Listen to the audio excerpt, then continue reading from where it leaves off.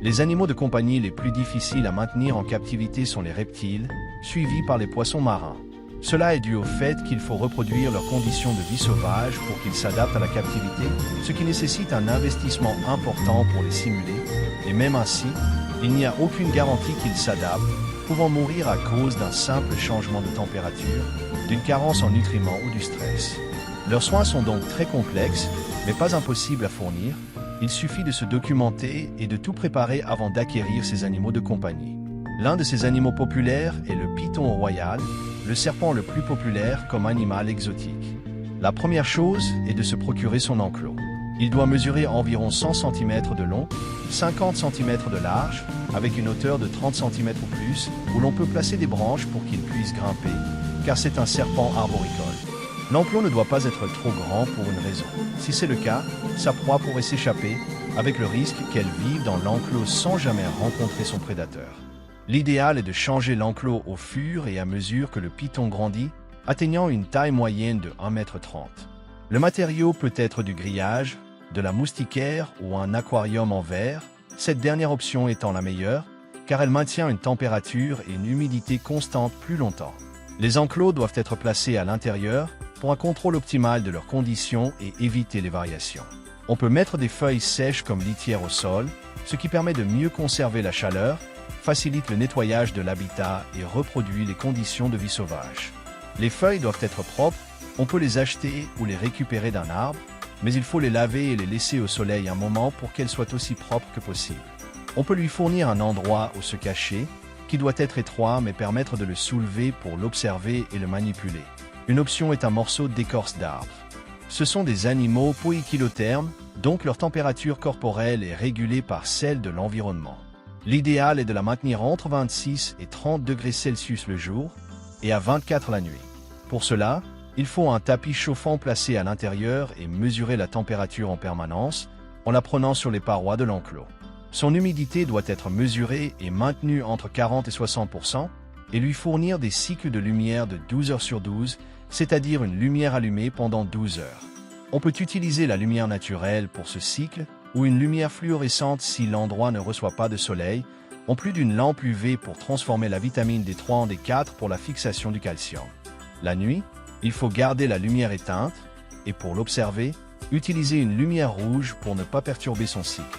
Le nettoyage de l'enclos doit se faire selon les besoins, c'est-à-dire retirer les feuilles souillées par les excréments, et un changement complet toutes les 3 semaines, selon les besoins. Il faut nettoyer les parois avec de l'eau et du savon.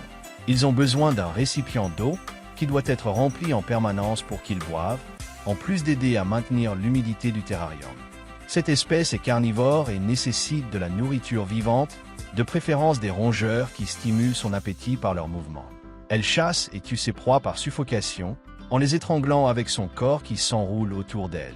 Ces proies doivent être fournies une fois par semaine quand elles sont petites, et toutes les 3 ou 4 semaines à l'âge adulte, rejetant ce qu'elles ne peuvent digérer, comme les poils et les os, en les régurgitant après environ 3 jours.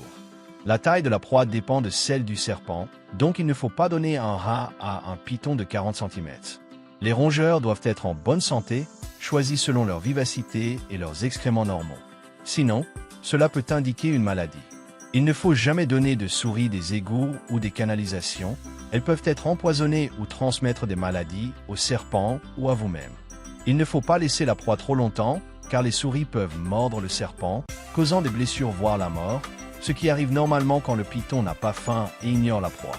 En raison de son alimentation, ce n'est pas recommandé pour les jeunes enfants, car la manière dont elle étouffe ses proies peut être très impressionnante, en plus de son entretien et sa manipulation compliquée, car elle a tendance à attaquer pour se défendre.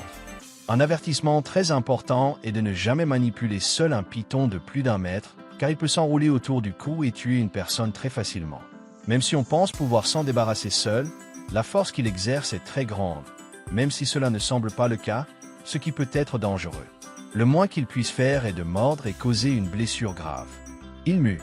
Pendant cette période, le serpent ne mangera pas et cherchera à se cacher. Son extérieur deviendra opaque, ainsi que la couche externe de ses yeux, jusqu'à ce qu'il mue. Il se frottera contre des pierres pour se débarrasser complètement de sa peau. S'il reste des morceaux de peau morte, on peut les retirer très délicatement avec un peu d'eau sur un coton. Il faut retirer la peau morte de l'enclos et on peut s'en servir pour une décoration ou la jeter. Cela se produit tous les 4 à 6 mois, en grandissant, et une fois sa taille maximale atteinte, cela peut s'espacer jusqu'à 1 an. Ce sont des animaux solitaires, il n'est pas recommandé de les mettre avec d'autres serpents, car ils peuvent se tuer, surtout s'ils sont de tailles différentes et l'espace est réduit. Leur reproduction est assez compliquée, car le dimorphisme sexuel est difficile à distinguer.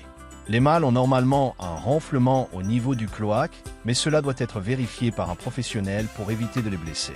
Ils pondent de 4 à 7 œufs, éclosant entre 55 et 60 jours, à une température de 29 à 32 degrés et une humidité de 65 à 70%.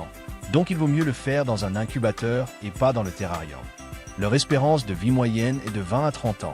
Il est important de les amener chez le vétérinaire si elles sont léthargiques, n'ont pas mangé pendant plusieurs semaines de façon inhabituelle, ont des excréments anormaux, des blessures, des taches, des parasites externes, des problèmes de mue ou tout autre signe inhabituel pour un examen ou traiter une maladie éventuelle. De plus, ce sont des animaux qui doivent provenir légalement. Donc à l'acquisition, il faut obtenir un document certifiant qu'ils ont été élevés en captivité. Un serpent qui fascine, qui effraie beaucoup de gens mais que d'autres adorent pour sa taille et sa manipulation facile, c'est le python royal. J'espère que la vidéo vous a plu. Si c'est le cas, likez et partagez-la pour faire connaître cette chaîne à plus de gens.